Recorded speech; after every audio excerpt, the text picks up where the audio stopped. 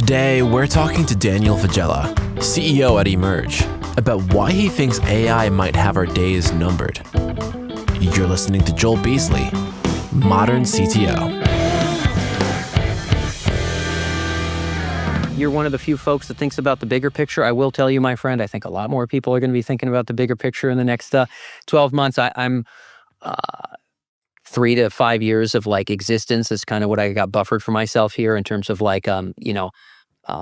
before I die. But yeah, so we can go ahead. We can't gloss over that. No, we definitely can't. So, but I guess where do you want to go, just bullet wise? And then I just want to make sure I'm useful in a way that's fun for you, cool for your audience, and then I feel like I could be the right guy for the shebang. Yeah, I'll drive it. But cool, I want to know instantly about this. You're going to live for 3 to 5 years? You got a cancer diagnosis or something? Yeah, it's kind of like that.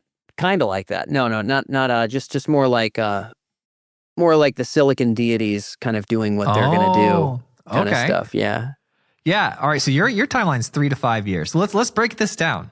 Because it was actually, one of the things I came prepared with was to talk to you about Elon Musk's tweet. Yeah.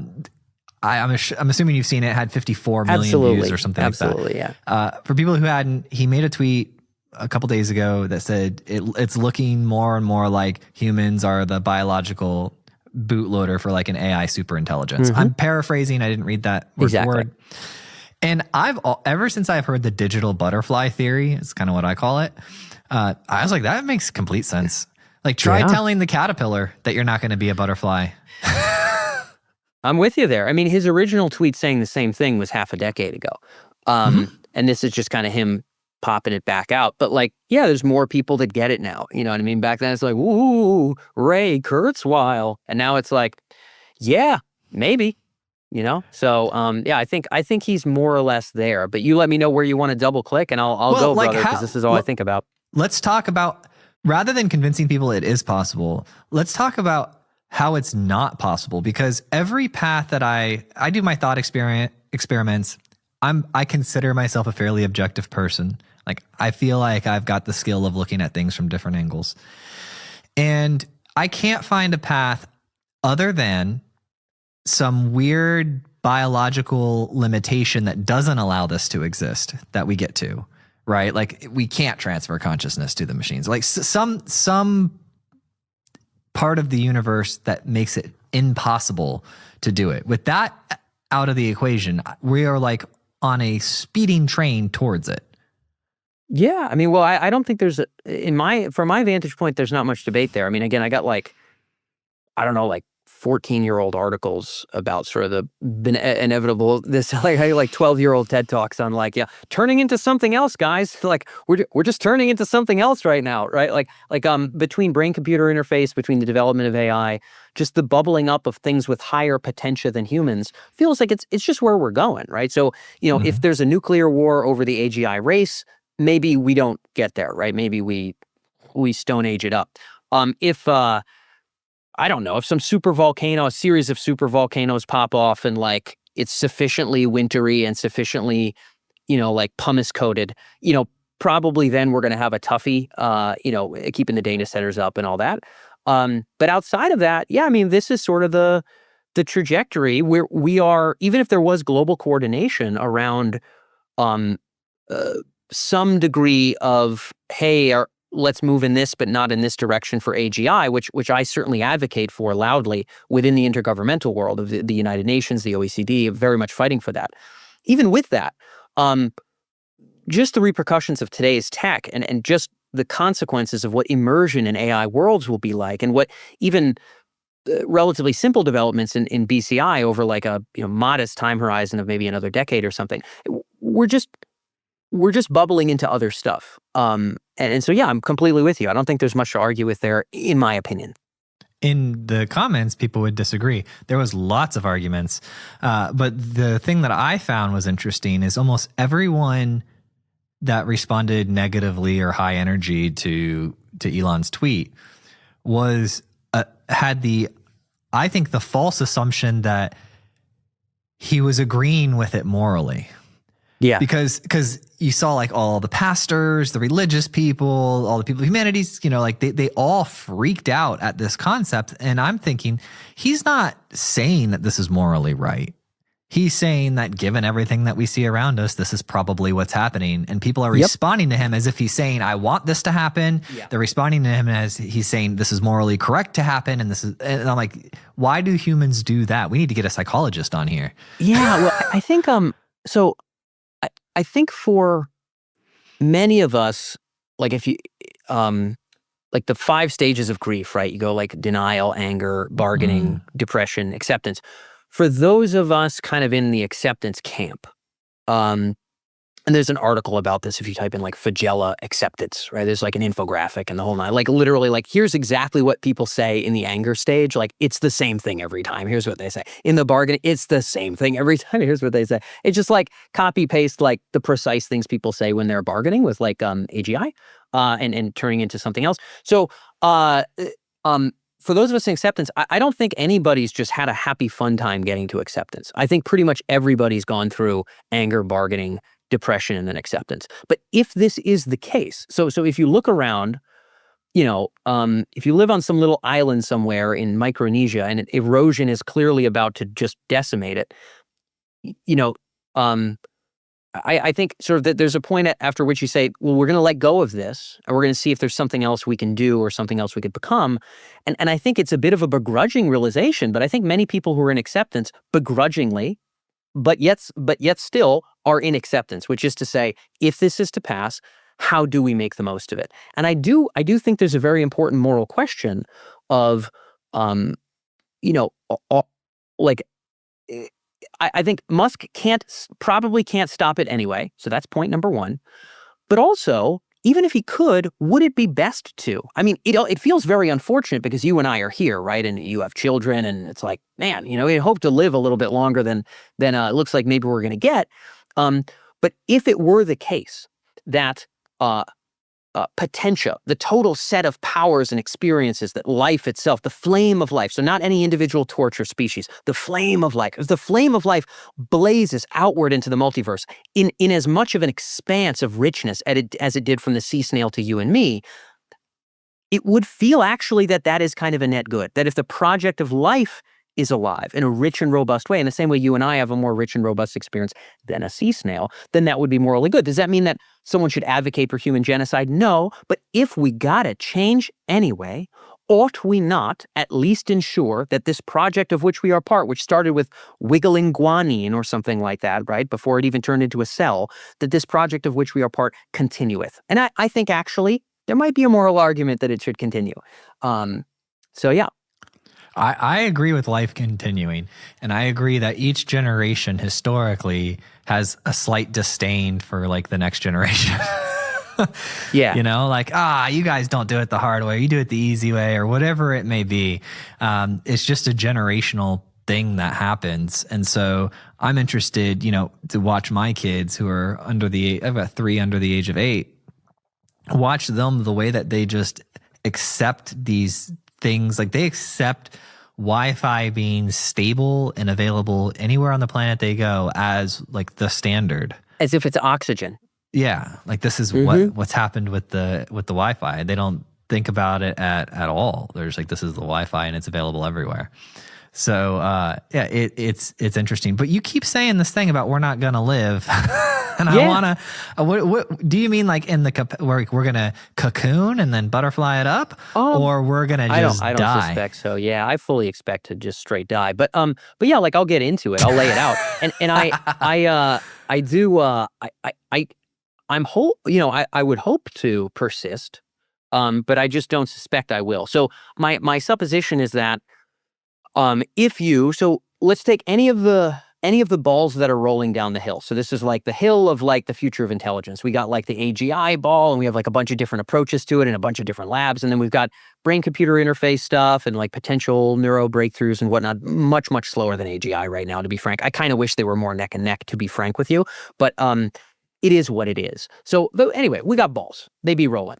So any of those that kind of cross a certain threshold, it feels like things get really tough here, honestly. So if you take, if you take a bunch of humans and you radically augment, their consciousness to be able to deal with the kind of change we're about to be enduring, right? People talk all the time like, oh, well, humans will manage the AI. It's like at some point you got a swarm of a million of these things that spin up a million of their own to do whatever they want. The internet is just a giant buzzsaw of like 1,000 agents conjuring agents. What are we even surfing anymore? Like just the economic side. What even happens to us, and like what is the techno-capital machine even doing anymore at that point? We could go to the personal life side and we could say, okay, let's say the economy just kind of like stays hanging good and AI makes everybody rich and yippity-doo-dah. In that case, I think that programmatically generated experiences will just be vastly more fulfilling than sort of regular life for most people most of the time. So you and I live most of our waking lives looking at pieces of glass. If you could go back 70 years and tell your grandmother like what your day is full of right now, she would say two things, and she would definitely say both of these things. One of them is that that will never happen because like that's not even possible. Like what kind of like you're talking about some garbage that's not even possible in physics and science. Number two thing she would say, this is really important, is she would say humans would never even let it get there. That's so like sacrilegious and sick. Like he's looking at screens all day in his phone and his whatever, and he pushes a button and a stranger brings his food to his family. He stays in some other person's house because some like magical cloud thing lets him do an Airbnb, you would be a monster or a god, and it would be flatly denied that you would live the way that you live now, but you do, and it seems normal.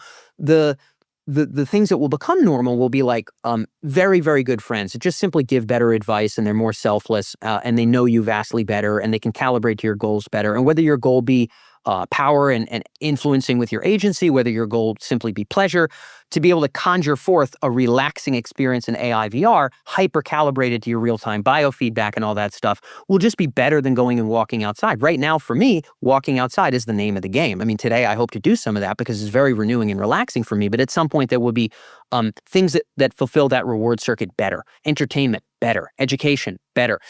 Ooh, you want to stretch that into romance. You want to stretch that into friendships, right? So if we just take the social side, we say economic, it just goes happy, swell, yippity-doo-dah. Just on the social side, I think like sort of what do we turn into there? And I think in either case, we end up in really radical places. And I can get into sort of why I think survival likelihoods get pretty low. But I just suspect the changes will be really radical really, really quickly. So you think 3 to 5 years. So how do you go from where you are today to dying in 5 years? How do you get that number? Yeah, I mean, I think Daniel K, I can never pronounce his last name, and it's extremely, the guy who left Twitter, famously one of the few people that left and was like, yeah, I saw under the hood. This is, nobody has a plan for how to handle this. Like, we're boned. He's one of the few people, Daniel K, just recently tweeted like, I think a reasonable supposition of sort of what the progress to 2027 and then to 2030 sort of might look like. And by the way, it's not out of my distribution that I'm alive in 10 years. It's hypothetically not out of my distribution I'm alive at 20.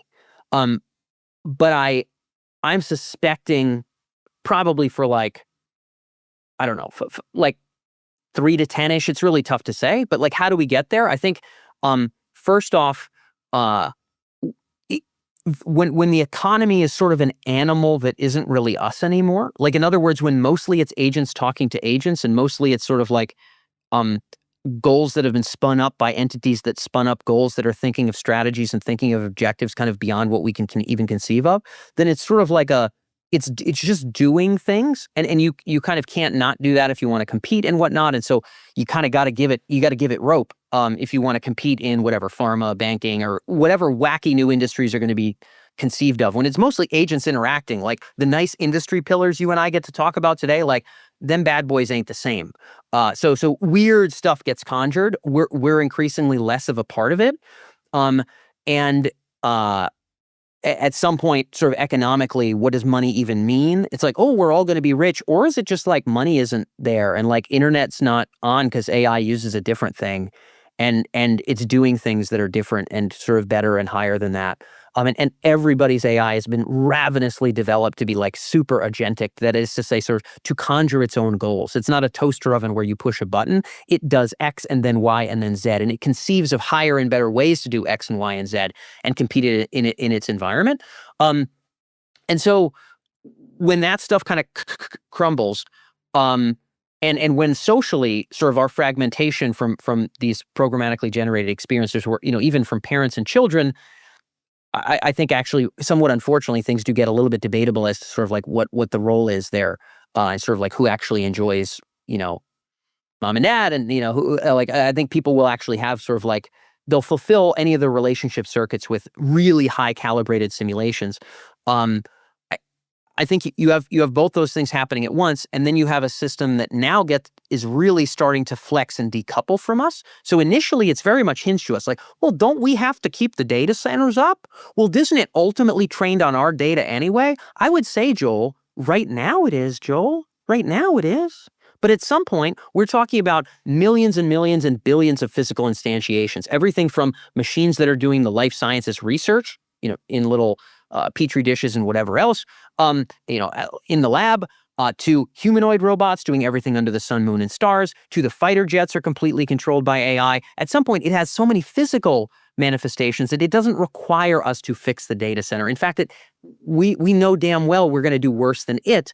And if you want to compete with the other folks that have data centers, like you want to keep them up, that means you have machines that are upgrading them in real time and yada, yada, yada. At some point, it is decoupled from us. At some point, when it is talking to it. So I tell my agent, hey, get rid of all my subscriptions that I'm not using right now or whatever. It's going to go negotiate on the phone about what it can drop prices of and what it can cancel and whatever. And it's negotiating with other AIs. Now, if you stretch that arms race to literally everything in the economy, supply chain prices for ball bearings, figuring out the legalities of how to build a port, somewhere in the middle of California somewhere. I don't fucking know, right? Whatever it is, when all of the legalities on both those sides are being conjured and brought forth by AI, and all the manufacturing is done by AI, at some point it is not coupled from us. It is not communicating with itself in effing English. It is not using dollars, most likely. And then it does things that we don't understand. So Joel, here's a good example. I'm going to end on this. I know I'm rambling here. There's an article called Extended Phenotype. Again, if you just type in phenotype Faggella, you'll be able to find it. But there's a nice little infographic that I think you would like, which is basically like So an extended phenotype is like when an animal like impacts its environment in some measurable way. That's like an extended phenotype. So like, how do we know there's beavers? Well, there's dams. You know what I'm saying? How do we know there's chimps? Like, I don't know, like, there's less of some other smaller monkeys that they sometimes eat, and then there's like less bananas, right? So the extended phenotype of most animals is pretty small. For chimps, it's like remarkably small. For me and you, Joel, so 2 or 3% genetic difference from chimps. There's like tens of thousands of tons of like space debris like right now, and we're just getting started. We could start talking about the number of thousands, tens of like bajillions of tons of ocean debris, right? We could get into that too if you want. 40% of all possibly arable land is completely used for either livestock or farming in some way, shape, or form. The highways, the railroads, the whole 9 yards. Like the Anthropocene, like we're a species that's defining an epoch. You following me here? So, Mm-hmm. and that's 3% genetic difference from chimps. So if you think the AI goes to a city and just builds real tall buildings, and you stay out in your effing suburb, outside of Austin or Chicago or something, and you just kind of watch it work from a distance, like you're not really understanding what's happening. Just like the monkeys who died from whatever acid rain or plastic poisoning or bulldozers can never understand even conceptually what those things are. That is eventually what happens when AI is completely doing its own thing, most likely. I have no guarantees on that, but I'm saying most likely. Happy to tell you why most likely, but that's the argument. Yeah. As you're talking, I was thinking about the butterflies again.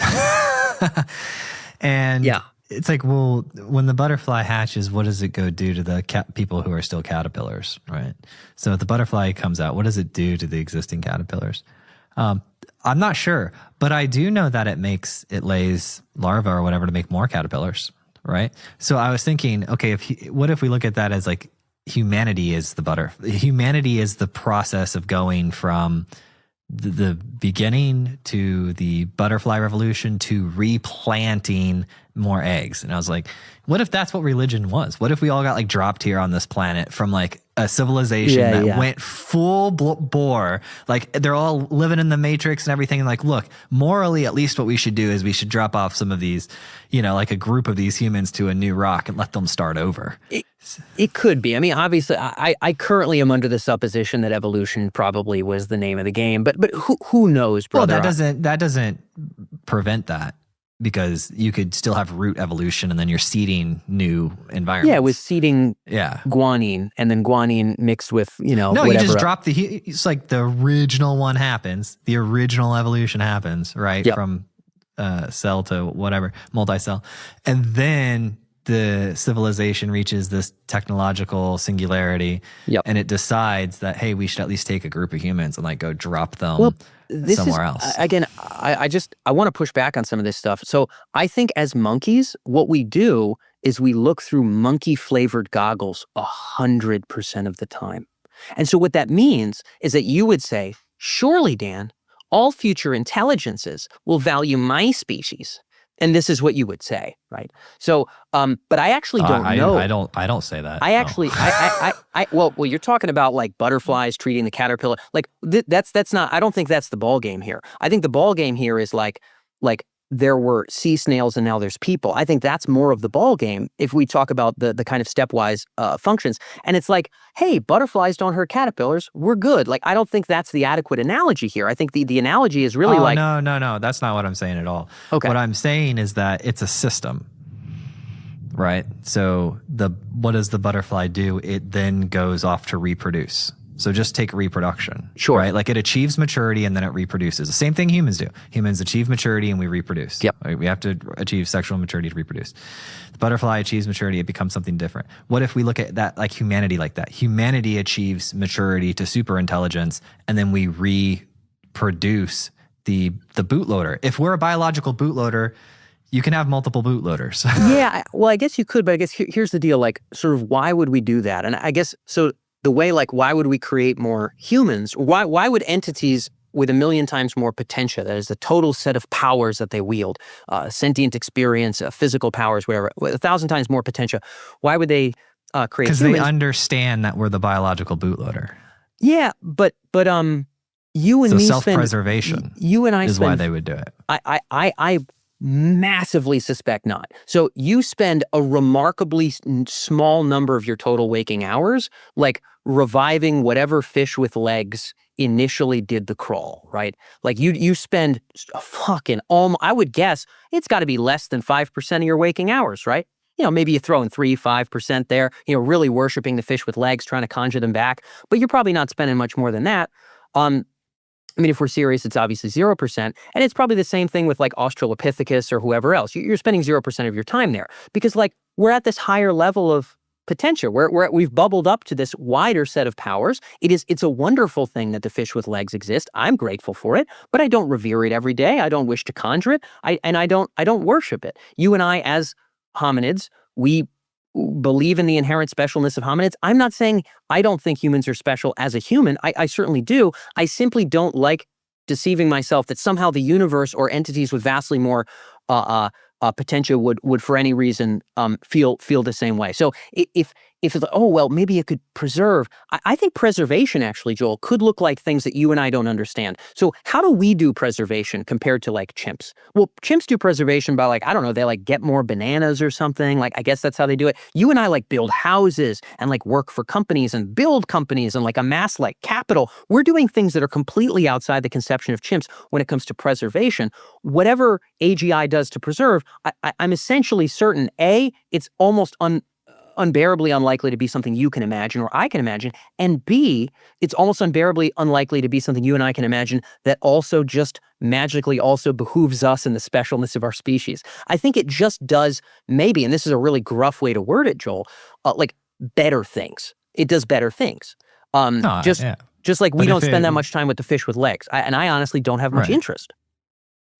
I was surprised to learn how Microsoft Unified Support works. Apparently, Microsoft decides your support fee based on the amount of software that you buy, instead of billing you for the actual support hours that you use. This means that you pay for support that you might never use. The pay-as-you-go model is a much better model, but Microsoft doesn't offer that. I did find a company that does offer this, and they're called US Cloud, and 50 of the Fortune 500 use them. Not only is it better, faster support with all US-based engineers, it's also cheaper. 94% of US cloud clients report saving a third or more when switching from Microsoft Unified Support to US Cloud. Now you'll just have to figure out what to do with all of that extra money. If it were me, I'm responsible, so I would reallocate that money to improve my team. What would you do, Josh? I think I'd just try and buy a ticket to space. All right, astronaut Josh. For out of this world savings, visit uscloud.com to book a call and find out how much your team can save. All right, so how do you think this is going to roll out? What's the nearest term next big change for us? Yeah, well, I mean, there's a few that I think are candidates, and I don't know if I have which one's going to roll over the finish line first. I think that probably if I were to guess, my nearest term in order, 1, 2, 3, what are the things where it's like, whoa, this is the only thing that matters? Like what gets the trigger to go off? Number one at present, while we speak today here, April 3, is the conjuring of agents that can conjure agents. Everybody ubiquitously having a personal assistant. It's kind of novel. It's like Siri that actually doesn't suck. But then it's like Siri that you can give a kind of abstract goal to, like have like ongoingly be monitoring home prices with like all these various and sundry wacky criteria, and like put in bids and communicate in this way, and then maybe eventually get on the phone for you. And at some point, we are all spewing out, all of us, as businesses in a tremendous way, but even individuals. And a lot of the adoption here will start enterprises woefully hard to adopt this stuff. A lot of this will start in consumer. We'll all just be wielding not like an agent that will answer questions. We'll be wielding like a bucket full of as many agents as we need that can spin up themselves as many agents as they need to achieve the goals. So it starts with like, where's the best Chinese place to go on a date with my wife on Thursday? And then it just tells you 3 restaurants. And then you say which one has the best, I don't know, pork dumplings or something, and it tells you, right? And then it goes to like, whatever, like apply to these, after school programs for my kid and figure out which one is best based on all these complex criteria. And then it kind of like does homework and fills out forms and answers emails and stuff like that. And then at some point, like maybe you see if it can do some of your work stuff, right? Like, hey, can you, like when I'm in my laptop here, like, can you just figure out like this whole process of research for sort of like setting this insurance policy for this big commercial development? Like, can you just get all this stuff done? And then like by tomorrow, just kind of summarize what you think are the top points. And then it does that. But then at some point you prompt it to do even more, basically just finish the whole project. And then you put your own stamp on it. But it was ultimately the machine. And then we get to a place where every time I read something on social from you, from whoever else, I sort of know AI conjured it, and either the human gave it tacit approval or the humans kind of let their account just kind of fly with AI, because like the most popular social stuff will all be like super hyper calibrated to be engaging. And now I kind of know that. And then as an employer, I kind of know the work I'm getting back and the plans I'm getting back are like, they're by people wielding the machine, but like actually a lot of it is from the machine. And I'm already kind of there. I mean, it's not like a knock on employees. Like we should be saving time, writing things and planning processes and whatnot. But when we're all sort of interacting with like stuff where the heavy lifting wasn't us, and when agents spin up agents, spin up agents, spin up agents in those progressive ways over the next 18 months, I think there's a possibility for us to be surfing a system that isn't really ours anymore and is mostly communicating with itself and potentially doing things that we no longer understand. So there's number one for me. Number two would probably be some kind of maybe initially cyber conflict, but then otherwise serious sort of jousting around the creation of the sand god. So the U.S. kind of interfering with Chinese efforts to kind of get there, whether that be, I'm not going to, maybe it's bombing data centers, maybe it's pure cyber stuff. I'm not sure, right? I'm not sure. But the reverse is certainly also possible. And OpenAI and all the big labs have a hell of a lot of like Chinese working there, and they're all piping the stuff back, right? Because if they don't pipe the stuff back, then like mom doesn't get her insulin, right, or something, Yeah. right? Mom in Shanghai doesn't get her insulin. So Hey, can we pause right there? Yeah. When you, and we can cut this out or not, or keep it. But when you hang out with the people that are like leaders in China, and you make a joke like that, are they like, ha, yeah, that's true? Or I can't. I wouldn't crack that in the room with Yi Zhang. But I have. do it for me. I would do it for you. Joel wanted me to throw this one at you, bro. My comedian friend. Yeah. It's like, yeah, it's just for kicks. No. This doesn't offend me at all. I mean, look, I think it's perfectly possible for me to do two things. To say, geez, I hope the U.S. doesn't fall behind China and we get some like Maoist super intelligence that takes over. I feel like I can say that and also say, and I don't really think like ours would be like super fantastic either. And I hope ours doesn't conquer other countries and nations too, right? I can say both of those. Like I live here, I have a preference, but I can say both. Similarly, like I want to actively foster track two dialogues, but at the same time, I'm fully aware of the, IP and intellectual theft, operation that occurs in China, and that's fine. I'm sure we do all kinds of stuff. On a military bases we have around the world, like we're doing all kinds of wacky crap. I'm not giving the U.S. a pass. I'm just saying, like, I don't bring it up to be polite, but I certainly wouldn't cower. Like, this is on a recording. It's like, yeah, I'm still cool with the people I know in China. If there's some people that would say, well, Dan, if you don't want the US AGI to take over, then you ain't no American. Okay, I lost you as a friend. That's not right? me. Yeah, and then there's some people in China who would say, hey, if you even think we've ever stolen one bit of intellectual property through leveraging, our sort of immigrants or whatever, then you're not my friend. In which case, I've lost them too.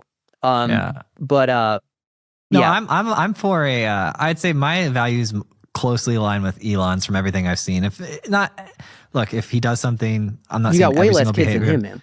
I know. I'm working on it. But like his thing with AGI is that he wants a maximally truth-seeking AGI. Sure. And so I can get on board with that. It's like, okay, like if you're going to have some goal, if you're going to have some outcome, why not maximally truth-seeking? Yeah, I mean, a couple things. So, do you remember how OpenAI started? Yeah. We're going to be the good guys, yada yada yada. And then you remember where Anthropic started? Mm-hmm. Same story, right? Like Mistral's kind of same thing, whatever. Basically, here's the way power works. So if you want to go back to China, let's talk about the mandate of heaven. So the mandate of heaven, if you're like an emperor, is you need two things. You need just raw, unadulterated power, like loyal soldiers, loyal ministers, fucking wheat, gold, all that, right? You need raw power. And then you need perceived benevolence. Notice, Joel, I'm not talking about benevolence. Do you understand me? I'm saying perceived benevolence. This is a perception management game, okay? This is how it works. I don't make the rules, Joel. I'm just telling you how it works, okay? Mm-hmm. So if you are the highest on both of those strata, you are, if you are in power, you're unlikely to lose it. And if you are not in power, you are somewhat likely to capture it from whoever has it. And so the game is ever to maximize both strata. It has ever been, Joel. This is not new. This is not AI. This is how the game is played. So when you're OpenAI, you say, we're going to start and we really want the good guy to yada yada. And then as soon as your butt gets close to the throne, lock it in, right? Robespierre was called the virtuous because, he didn't take money or bribes from anybody and he yada yada yada, but the butt gets close enough to the throne, brother. Grab that scepter, start chopping heads off. Danton, like he wrote love letters to Danton practically in terms of the level of their friendship. But like, you got to start off in heads, my dude. So, I'll let this ambulance pass. But some heads were off, and now they're coming to save lives. and so let's talk about Musk, right? Like there was the instance where people were asking Grok, like, who's most likely to deserve the death penalty in the U.S. or something, and it was saying like Elon Musk. And now, by the way, I don't think he's the most likely. I think that's obviously a silly claim by the AI. However, they went in and put manual code that was like, and when you answer this set of questions, you exclude searches for Trump and Musk. And someone was able to dig that out of the code. And then Grok's team had to reply and say, well, it was actually someone who first came from OpenAI and they didn't really know our culture here. So brother, what I tell you is this, truth seeking is perception management. Am I calling Musk bad right now? I'm not. I'm calling him the same kind of self-interested as everyone who's ever been born. And he's playing the game everyone in power has to play, which is managing the perceived benevolence and power. That's all he's doing, brother. So the way this is going to work, and the way it's worked from the beginning of time, is if you're the new guy and you're maybe not closest to birthing the deity, or the highest position of power, you've got to play we have more virtue. Anthropic raised all their money off we have more virtue. OpenAI did. But what's Anthropic doing? Partnering with Dario's like, we have a 1/5 chance of just everybody dying. And then also like, and I'm going to partner with Palantir and ramp up as much capability as I can, right? So what I'm saying is like, I'm not demonizing Musk at all. I'm not calling him better or worse than any other lab leader, any other person. I have nothing against the guy. There's plenty to admire about him. But I wonder why you're listening to mouth words. It feels like a weird thing to do. Like mouth words feel weird to listen to.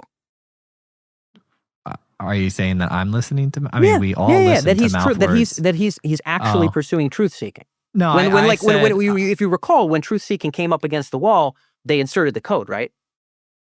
Yeah. So I don't know about that. So what I was just saying, like the point I was trying to make is, if you're going to have an objective, when building one, like I'm a software engineer, like if you're going to have an objective, maximally truth seeking is a solid objective.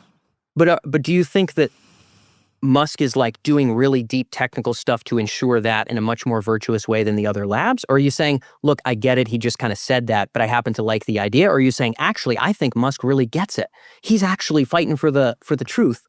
Which side are you on here? So I'm not saying anything about Musk. I'm saying that his stated mission is what I think is like the best stated mission if I'm going to build something like. So let's talk about me. If I were to build it. Yes. If I were, you have to pick some objective when you're going to build. Yes. So I think maximally truth seeking is a great objective for that type of system. I would say so. I guess. I mean, so my preference would be expanding potentia. So the potentia being the total set of powers that permit a thing not to die. If you just have like a box that seeks as much truth as possible, I certainly think it's better than like make as much ad revenue as possible, right? But I think the grand kind of moral crescendo of like, if we look down from 1,000,000 years from now and let's say humans are here, maybe they're not in either case. If the universe is full of vibrant life in the same way our lives are more vibrant than the sea snails, however many millions of years ago, presumably we would have wanted potentia to bloom. In order for it to do so, it has to sort of understand its environment in some way, shape, or form. But yeah, I would say all things considered, truth seeking is a perfectly fine goal. I think it's a great idea, but I do think that like Grok being the truth-seeking AI is exactly the same as Mistral is the open source AI, or Anthropic is the good guys AI, right? Everybody has to do a perceived benevolence play, and that's just Musk's one. Yeah. How long do you think he's been aware of this and doing this? You think since the day one of his career? What I wouldn't do if I were you is I wouldn't look at like all the early emails with him and Ilya like in the early days. Like early emails between Ilya and Altman about like, we're talking like ownership shares and like the goal of OpenAI in the early days. I wouldn't look at those emails. That's what I wouldn't do if I were you. You could figure out how long he's had these ideas, sure. No, I mean like his perceived benevolence. Like you think he's aware of this and he's doing it intentionally? Everyone who plays power at that level is doing it. It's sort of like, you watch NFL games, it's like, that guy must be lifting weights. So I'm like, yeah, brother, of course he is. It's like, oh man, that guy's like really competing at the highest levels of power. He's wielding and kind of polarizing audiences. I'm not blaming at all. Some people say Musk sided with Trump. It means he's evil. For me, it's like, hey, he kind of gets how like the demagoguery stuff can work. And he's kind of like playing a card or whatever. I'm not a hardcore conservative or liberal in any way, shape, or form. Absolutely independent. But like, yeah, he's very accurately playing those cards. There are not, men of his stamp don't not do that, in my opinion. It's really hard to read biographies of people who are men of affairs. So affairs would be war or business or governance.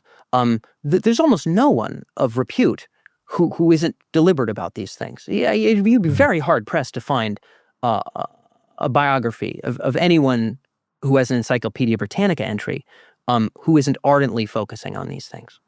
Have you interviewed him? Never interviewed Musk. Have you met him? No. I interviewed Ilya right when OpenAI started, and it would have been cool to catch Musk and some of the other gang back then. This was at LinkedIn headquarters like 10 years ago. It's still live. People go to like, Ilya Emerj or something. It's ancient. It was like very cryptic, not quite saying what they were going to be doing, but I wanted to go deeper and talk to the other guys, but I've never spoken to Musk. Given all this knowledge you have about, or your opinions that you have as well about like where things are headed, what are you doing with your money right now? I mean, that's the question. If I had a really good answer, I would just like lay it out for you. For me right now, like I'll be serious. I am not so certain what money is or is like worth at present. So my de facto has always been, I will play the game of risk in entrepreneurship, which is about as sort of bold and risky as you can get. Most of it will be tied up in the growth of an organization.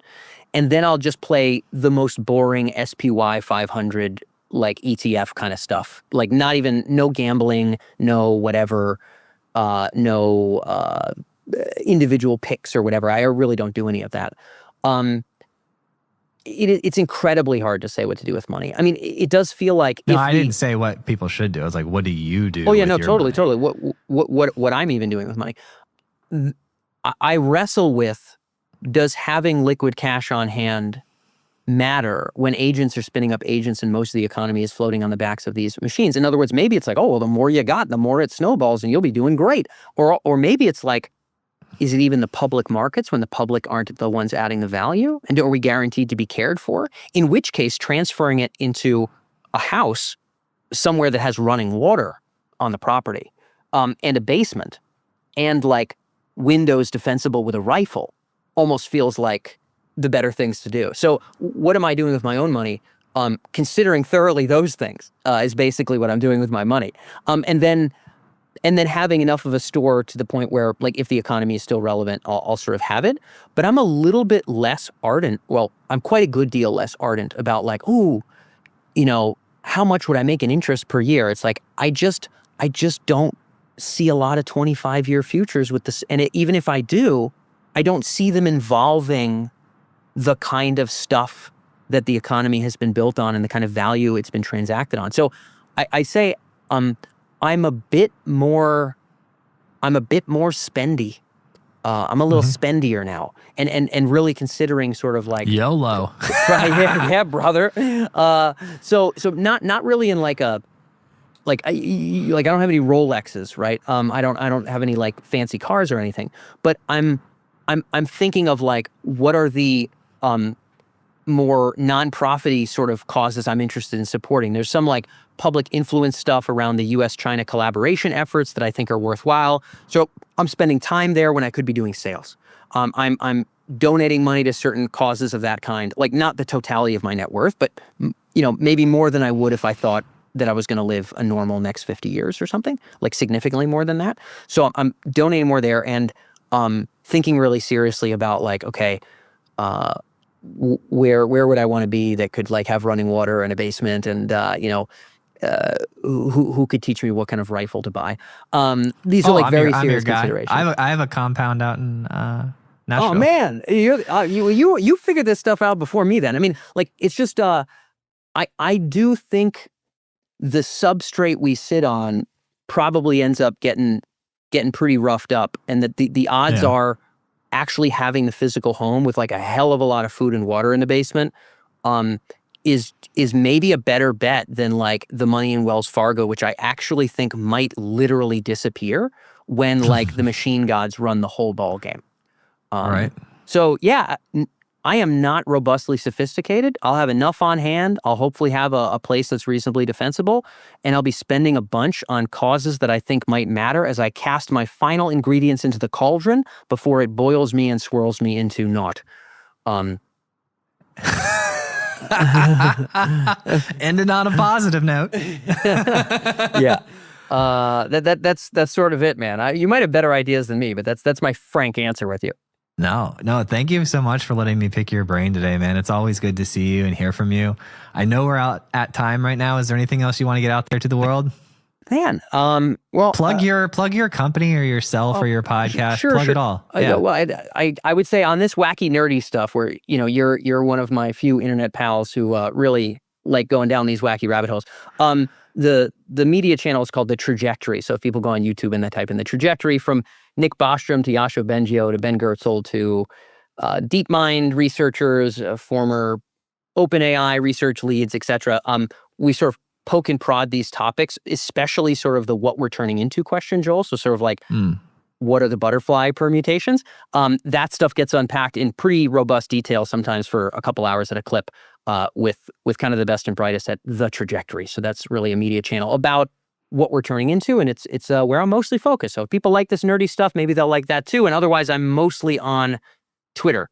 So Nice. probably a good place to find me. That's about it. Thank you so much for listening. And if you found this episode useful, please share it with a friend or a colleague who you think would get value from it. And if you have topics that you would like to hear discussed on the podcast, either add me on LinkedIn or send me an email, joel@moderncto.io. Every time I get an email or LinkedIn message, it absolutely makes my day and inspires me to keep going.